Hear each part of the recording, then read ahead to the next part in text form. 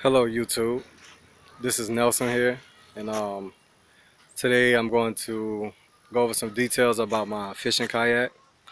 I guess I go front to back with it. First of all, I'd like to excuse all the lumber. I'm kind of in the middle of a project I'm doing, building a ramp. As you can see, you have the post over there. But back to the kayak.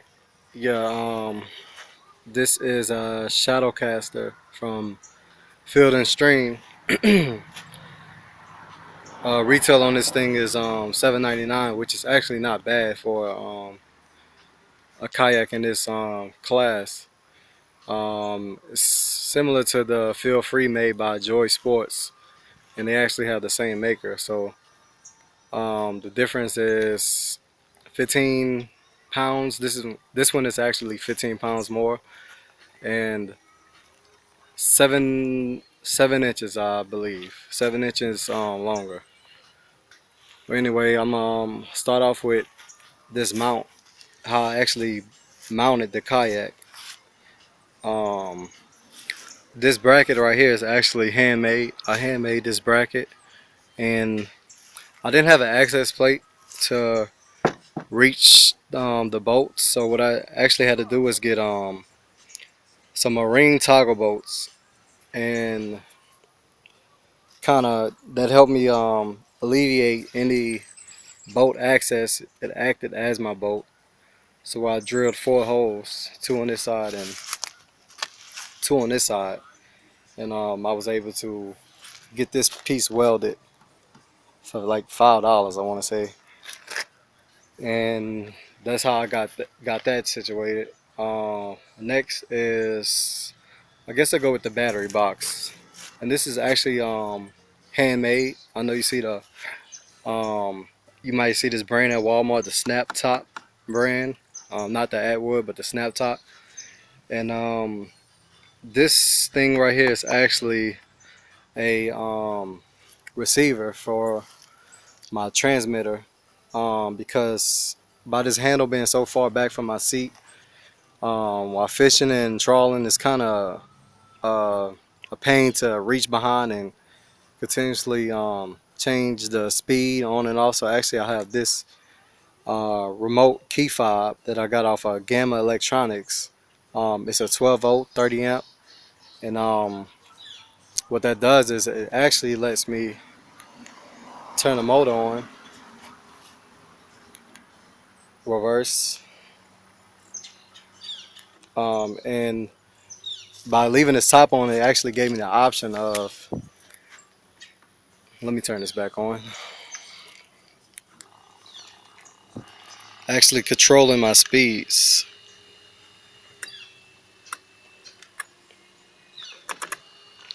So yeah, so that's how I got that set up. And eventually,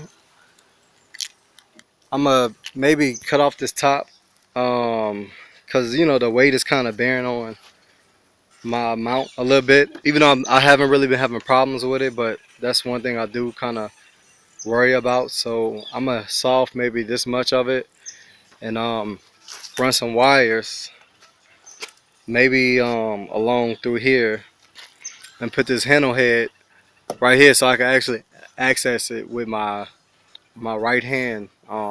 This whole top right here, and maybe I won't need the remote. I kind of want to keep it because it's kind of cool, and not too many people have it, but it is what it is. It's no big problem. I'm really ready to just catch some fish, to be honest with you.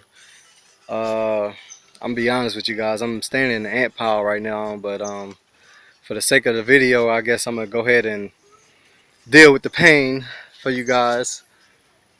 Just show you, you know, how dedicated I am to this. Not really, but anyways, back to my battery box. I actually ordered this little volt reader for $3 off the internet, and I got this doorbell switch, which is at momentarily off. So whenever you press it in, the sun is out, so I'm not going to really be able to pick up this red voltage.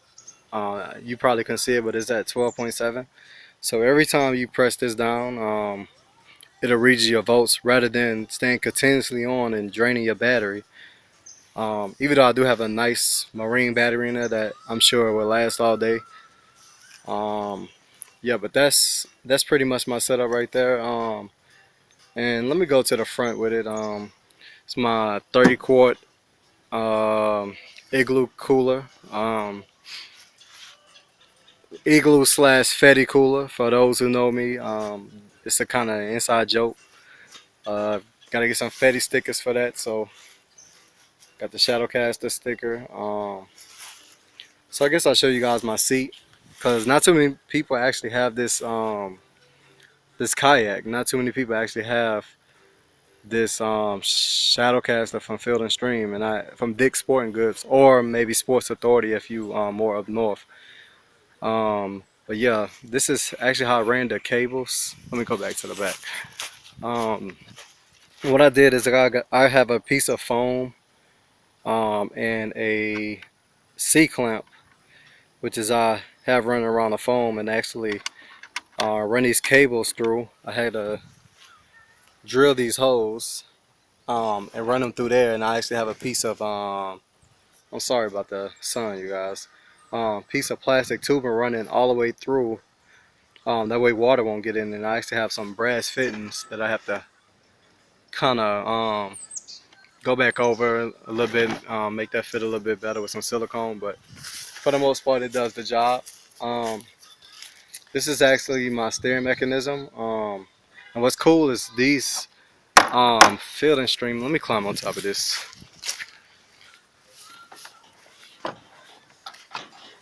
These Field and Stream kayaks actually have on the foot pegs attachment which you can lock.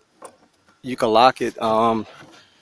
You know, you pull this forward and it slide back with these bungees I have on it.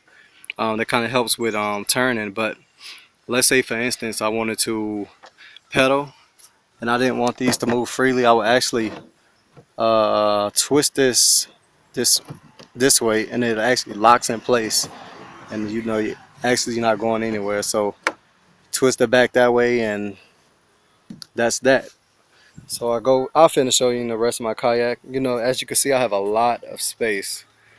This is actually crazy. Don't laugh at my hatch. It broke off. I didn't break it. Somebody else did, but they offered to buy me a whole new kayak.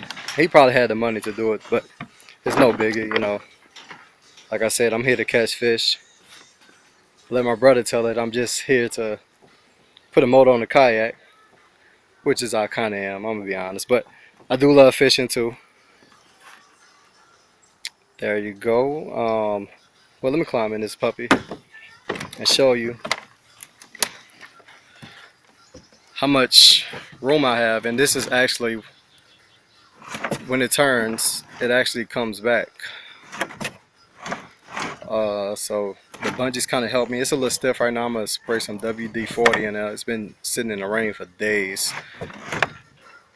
And I really wish, like I said, I didn't have this lumber here, so I'll be able to give you a more detailed description of this kayak. So anyways, I'll put another video up, maybe of me actually fishing in it. But it's not too bad for speed wise. My buddy has a feel free, and we put a motor on his actually, and it's actually a smaller thrust, a 28-pound thrust, and his get up pretty fast. And to keep up with his, and this one is roughly 90 pounds, 15 pounds lighter than the Jackson Big Rig.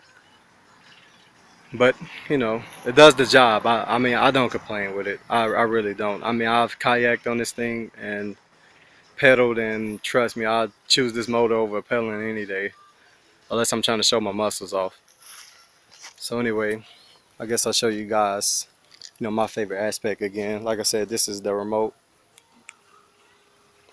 and this transmitter. Now let me tell you why I have this piece right here sticking out. Actually, my transmitter used to be inside this battery box, but the battery was much smaller, so I was able to do that. And it kept killing on me, and I figured out that I had the wrong battery. I needed a deep cycle battery rather than a dual cycle. So that kind of helped, you know, help me to stay out in the water longer. But when I got the bigger battery, it actually filled up most of the space in this box. and I had to attach that electrical waterproof box, and I just have it on it with zip ties. It's nothing too serious, but and actually I put a video up on actually how I did all the wiring.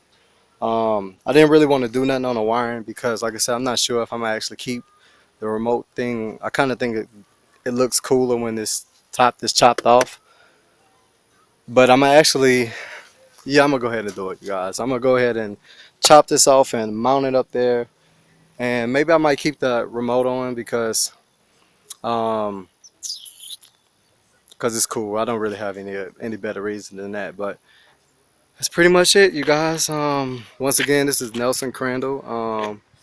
Like I said, this is my Shadowcaster out here in Louisiana, southern Louisiana. We have some pretty good salt waters, fresh water on lakes as well. And hopefully the next time you see me, guys, I will actually be doing more fishing rather than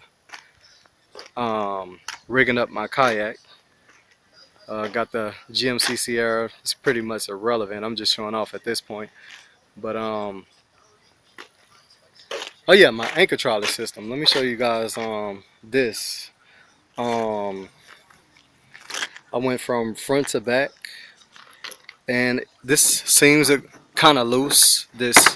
But actually, whenever the anchor is down, it's really pulling on the kayak, and it's not gonna budge. It's not gonna go back and forth unless you manually do it. So don't worry about putting that rope super duper tight.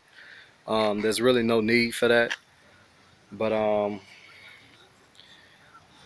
yeah, that's pretty much it. Maybe I'll do some more specific videos of each aspect because I really want to explain to people how I really did this. I'll take this motor off one day and really explain to you how I've accessed this with no access plate. But this thing is it's on there, you guys. I don't think I ever have to worry about redoing that. And actually, that's what I was nervous about. I was actually nervous about how I was going to get a motor on this specific um, type of kayak because the back is just so awkward. But for 799 rather than opposed to 1500, I said, you know what, you just gonna have to figure it out, Nelson. So yeah, so I'm gonna stop talking to you guys, and if you have any questions, leave a comment, or and I will definitely get back to you guys. No problem. So any questions, I would be more than happy to answer them. All right, thanks.